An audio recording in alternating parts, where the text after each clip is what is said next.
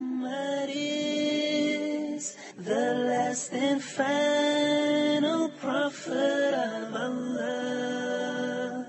He was a mercy unto the universe. Peace and blessings be on Al-Mustafa. So he began this. Assalamu alaikum wa rahmatullah. Peace and the mercy of Allah be upon you, and welcome to Hadith Principles. We're studying the Hadith of the Prophet Muhammad, peace and blessings be upon him, and its importance to us as Muslims, and especially the principles that we need in order to understand the Hadith and apply them, and to verify their authenticity as a source for Islamic teaching. We have our panel here, as usual, brothers. Welcome. Assalamu alaikum. Good to have you guys here, inshallah, today. They are here to support me and help, and they have questions and comments. And inshallah, it'll be of benefit to you guys and to all of us, bi'idhnillah. We've been talking for quite a while about some of the hadith principles used by the scholars of Islam to authenticate those hadiths of the Prophet, and also to prevent any interpolation of other statements into the hadith of the Prophet Muhammad, peace and blessing be upon him. A while back, we were talking about some of the definitions, and we talked about the difference between sunnah and hadith. And in fact, somebody talked to me and showed me some information that is circulating out there. And it has its origin in the idea of the Orientalists in a previous era and modern secular scholars who study Islam from a historical point of view, but of course aren't actually faithful or practicing Muslims. But this kind of information spreads, and it can put confusion in people's minds. And that is because we've tried to show people the importance of following the Prophet Muhammad and the Sunnah of the Prophet Muhammad, peace and blessing be upon him. And so the basic idea is there's a difference between the Sunnah and the Hadith. And that originally the Sunnah was something different, and the Hadith is something that came later on. And the way this argument goes is that initially the Sunnah was passed down from the companions to the Tabi'een in a practical form, and in each community they practiced the Sunnah. And then later on, the Imams based their fiqh on the Sunnah of their community. So Imam Abu Hanifa based his fiqh, or his jurisprudence, on the practical application of the Sunnah, or tradition of Kufa in Iraq. And Imam Malik based it on the Sunnah of Medina, the people of Medina. And then later on, Imam Shafi and Imam Ahmed, they tried to introduce the Hadith. And people started using the Hadith instead of the Sunnah, according to this theory. And this is very dangerous, because what this will do is basically say that we are following the Sunnah, we're just not following the Hadith. And so, as we said, that in Islam, Allah commanded us, Ti'ullah wa Ti'ur Rasul, that we have to obey Allah and obey the Messenger. And the Prophet said, Alaykum bi sunnati, you must obey my Sunnah, you must follow my Sunnah. So in this way, in an underhanded way, they could destroy the validity of the Hadith and still claim that they are following the Sunnah of the Prophet Muhammad. And they give us evidence that Abu Hanifa, in his opinions and fatwas, in many cases that are well known, gave an opinion different than something that is found in a hadith. And there are many examples of that. So in the Sunnah, in the hadith, of course, we know that when two people engage in a financial transaction, a bay', and they agree upon something, that as long as they're still in that same location together, which is called al-majlis, then until they depart, they have the option to go back on the deal. But after they depart, the deal becomes final. And this is preserved to us in the authentic hadith of the Prophet Muhammad sallallahu alaihi wasallam. And so this is a condition in buying and selling as Muslim, that you have the option to change your mind while you're still together. And so the deal is final when they separate and go to a different location. So I'm in your shop, and then I depart and leave. Now the deal is final. And so Abu Hanifa didn't follow that, because he saw, in his opinion, ways that could be misused. Like, for example, we could be on a boat together for months, so we would never be able to make any deal. Or a famous example, that the spoils are divided among the soldiers who are volunteering in the war. The foot soldiers get one share, and the soldiers who have provided their own horse or camel as their mount, they get 2 shares, because they have brought their mount. And so Abu Hanifa, radiallahu anhu, said, I won't consider the Muslim to be equal to an animal, a horse or a camel. So I won't take, the camel gets 1 share and the Muslim gets 1 share, you see. And so there are many famous examples in the fiqh of Abu Hanifa. But Abu Hanifa did not deny the hadith. In fact, Abu Hanifa quotes many, many hadith in his opinions, but he has his fiqh in his ijtihad. And his ijtihad was based on particular circumstances and his opinions of how to apply Islam in a particular situation. They also give the example of Imam Malik, that he often didn't follow a hadith, but he followed what is called Amal Ahl al-Medina, the actions of the people of Medina.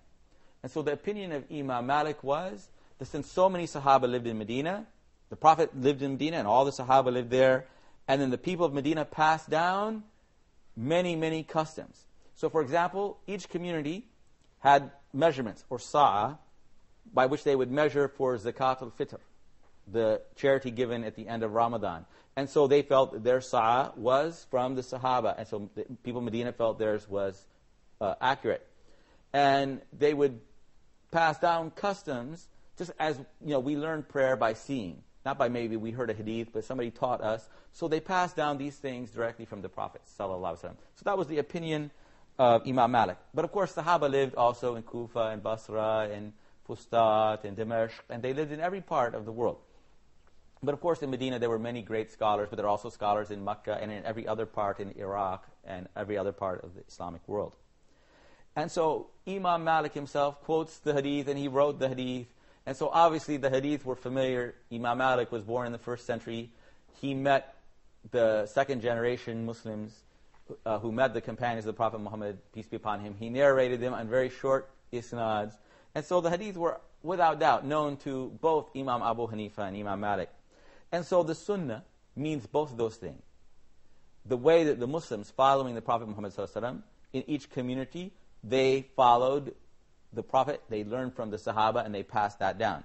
But when they heard a direct hadith from the Prophet Muhammad ﷺ, they didn't reject that, unless they had a reason that they believed there was a particular reason that they would not follow that. Maybe they thought the hadith was not authentic, or it was forged, or they were not aware of that hadith, or they felt that the circumstances in their particular community were different.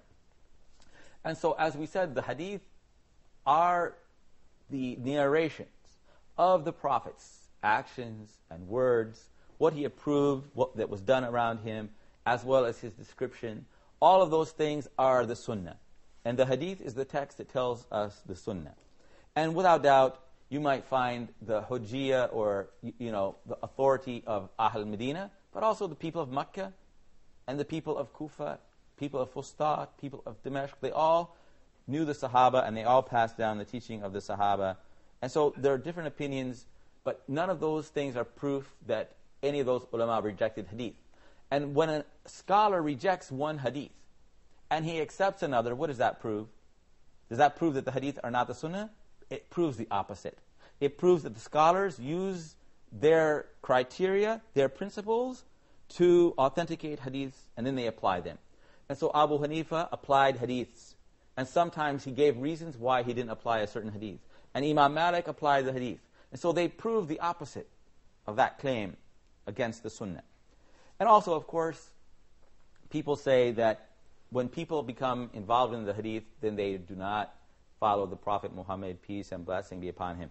It's so extreme that one person in America who immigrated to America from a Muslim country, he was telling them we can't say sallallahu alaihi wasallam, peace and blessing be upon him. And we can't say la ilaha illallah, there's none worthy of worship but Allah, Muhammad Rasulullah. Because we're putting the Prophet's name next to Allah's name as their equal. So we only say la ilaha illallah.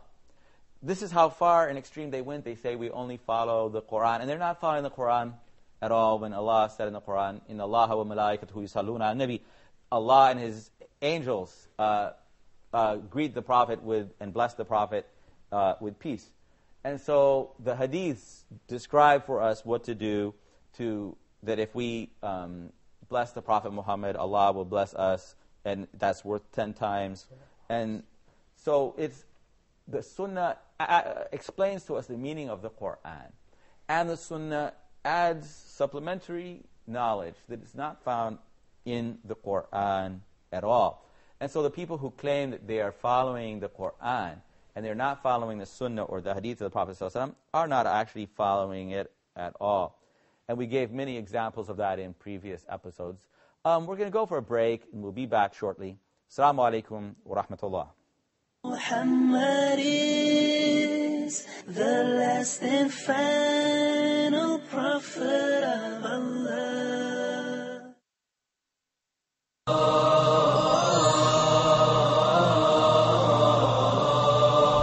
The tension there. What about the North Korean nuclear program and the six-party talks? How will the tension there affect a relationship between U.S. and China? They did that early in 1993, and after long discussion and negotiation, finally they stopped their program. Will the world be able to stop this flow of secrets? Will it affect international relations? Or were there simply basic known facts for most experts and most diplomats? And we don't know if there's more to come. It's information war.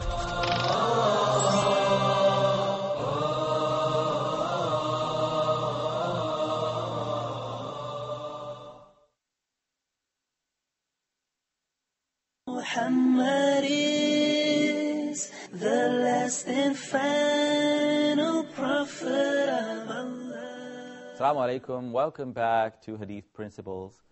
We're trying to clarify some of the misconceptions about the relationship between the Sunnah and the Hadith. And that in fact, following the Sunnah is following the Hadith, and following the Hadith is following the Sunnah. They're basically two words that are used to mean the same thing. Of course, in Islam, we also say in fiqh, this action, like using the miswak before wudu, is sunnah. That means that is the way of the Prophet Muhammad, but it means, in addition to that, it means it is recommended. It's a recommended practice, a mandub practice, or mustahab, a highly praiseworthy action that is rewarded by Allah if you do it, but you are not punished if you disobey it. It's not a sin if you don't do that particular action. So we call that a sunnah. And of course, those things are found in the Qur'an also. There are things in the Qur'an that are recommended that are not obligations, as there are things in the Hadith or the Sunnah that are obligations. So there are, a little bit of confusion among people, and Muslims use terminology, and sometimes they don't all understand it completely. I don't know if you guys agree with that or if you've observed that yourselves among people. And a lot of sincere Muslims, especially, for example, in the West, are really confused about that. And I've met highly educated people, PhDs and doctors, who have very little knowledge and understanding of this. And so what they basically said is, all these controversies and arguments just confuse me, so I just ignore it. And that is really the wrong attitude. We really need to educate ourselves. And so when you hear controversies, that's why you need to investigate with an open mind, inshallah. Mm-hmm. Some say that growing your hair is sunnah. Is that true? What? Growing your hair? Growing your hair? Yeah. Well, in Islam, the fiqh of these things, the Islamic law has different levels. And the highest level are the essentials that must immediately be applied in any society to protect our faith and our religion and our families and property and the dignity of every individual. And the next level is the hajiyat that are requirements basically for our daily life, to be successful, like buying and selling and trading and all the things that are necessary. You have to have an economy, you have to have law and order, you have to have a system in place in order for society to be successful. And the third level is tahsiniyat, which are the beautification of Islam. That Islam is a beautiful culture and expression of the wisdom of Allah and the Prophet Muhammad ﷺ. And so things about our appearance are of that third level. That is, to have an attractive appearance based on Islamic criteria. So the Prophet Muhammad ﷺ grew his hair. He didn't cut it very short. He didn't normally shave his hair, except for in Hajj and Umrah. It's allowed, of course, to shave your hair, but it's not recommended to be excessive in doing those things. Those are signs of sometimes extremists, that they always either shave their hair very short or they keep their hair very long.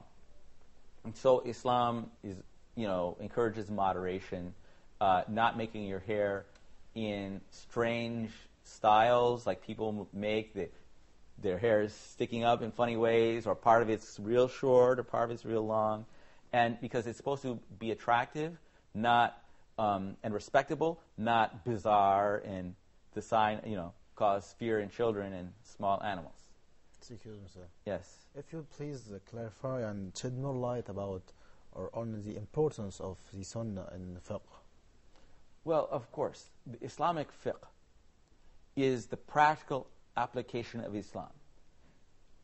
Islam is not simply a book, the Kur'an or the Hadith that you read, but it's a way of life. The Prophet Muhammad, peace and blessing upon him, came and lived Islam, and the Sahaba lived it.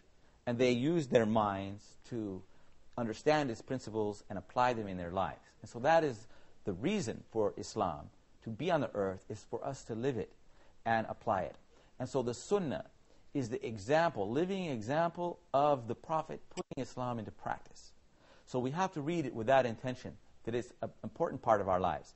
And so the jurisprudence is how we practice Islam, using the tools of Islamic scholarship to take it off the shelf and make it a living, breathing thing, so that people come and they see Islam practice. As the Arab Bedouins came to Medina and they saw the life of justice in Medina and the kindness and gentleness and the beautiful character and example of the Prophet and his companions, and they embraced Islam. And so Islam became a living model of a civilization. And that civilization became one of the great civilizations of history. And so the Sunnah, of course, is essential. It's by consensus. All Muslim scholars, in all the eras from the Sahaba, the next generation, Tabi'een, the Imams, the great Imams of Islam, and all of them agreed about the Sunnah. And only the most extreme heretics ever disagreed about that, and they normally didn't practice the Qur'an or the Sunnah. And in fact, you will find that people who claim they're following the Qur'an don't practice anything at all. I have another question, please. Yes, no problem. Does the Sunnah requires or needs interpretation? It needs people who have a lot of familiarity with the wording. They have to understand the cause, what was going on, what was the situation. Was that in Mecca or Medina, before the migration or after the migration? They have to understand whether things are commandments or recommendations or simply descriptions of ordinary things of the culture that are not applicable to us today. They have to, of course, be able to distinguish authenticity of things. And so you need people who have scholarship and study of the Hadith to interpret for us and explain. It's not enough for us to open up a book and we read something and we think we know what it means and then apply it. In fact, you might do more harm than good. Sometimes they say a little knowledge is a dangerous thing. Yes. And so previous generations, Muslims would never say about Allah or the Messenger anything without knowledge. They would say, I don't know, Allahu A'lam. Even our greatest scholars and imams. And so it's better for us to say we don't know rather than make up something that we think when we read something in a book somewhere. We need to seek out experts in the field who can help us and guide us and teach us in these matters, inshallah. I have another one, please. Okay, well, let somebody else, then we'll come back to you, inshallah, Hassan. Okay. It's something revolving around the knowledge, gaining knowledge. How do we stay on the safe side when there's so much information out there and it could lead us into extremism where we say there's so much information, I'm not going to follow anything, and the other side, you get into all these... Well, Islam is, the middle path Al-wasatiyya is one of the great principles of Islam. And wasatiyya means fairness and justice. It means when you hear different arguments, you examine their evidence, you don't judge things immediately. First, you have to educate yourself on the basic principles that we use in Islam, the principles of application, the usul. The usul are our foundation. What are our basic beliefs, and then how do we apply them in fiqh, in practice? And so you have to have a foundation starting with the usul that are consensus, they're agreed upon. The Qur'an and Sunnah, there's no controversy about either of those. The basic beliefs of Islam, the basic practices. You learn those and educate yourself. And you read the Qur'an and Sunnah using the guidance of qualified people in tafsir and in hadith and in fiqh to guide you, and then be confident that, inshallah, you have a mind, and Allah made this deen yusr, and the religion is easy to understand if you will be sincere, inshallah. And it's usually when people are following their emotions, not their reason, that they are led astray. And so they have hatred for people and envy, and that leads them to fighting and disputing, inshallah. Can you explain, because there's a lot of ignorance about name calling, can you explain what a Wahhabi is? Because you're right, I did use that term previously. Muhammad ibn Abdul Wahhab was an Islamic scholar who lived in Arabia more than 200 years ago, almost going on 230, 40 years ago, and who basically called to the Islam of the Qur'an, the Sunnah, the Imams, Imam Bukhari, and other scholars. People have associated, they use this word actually, when people try to come into a society and they force people to practice Islam in a harsh way, they say that's a Wahhabi. Or when people don't follow one of the Imams, one of the four Imams, they say that. And actually, Imam Muhammad Abdul Wahhab, he actually followed one of those four Imams, but he used his own mind, his ijtihad, and he also followed that, as other great scholars have done. And so it's just used as a term of approbation that people who they don't like somebody who is strictly practicing the religion, they will just call them that for some reason. And so it actually has no basis. It's actually, of course, Wahhab is one of the names of Allah, that He is very generous, who has given us everything as a gift from Allah Almighty. And so there's nothing wrong with that person. He was a good Muslim scholar. May Allah Almighty guide us to the understanding of the Qur'an and Sunnah. Assalamu alaikum wa rahmatullahi wa barakatuh.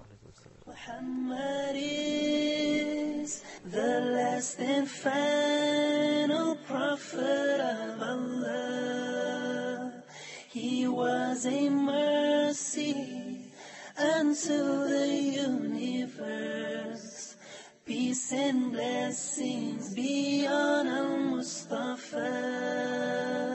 So he began this perfect man, sending his word across the land, leading only by his sunnah and the Qur'an, the word of Allah. He brought the answer to this cruel world, our beloved Prophet Muhammad.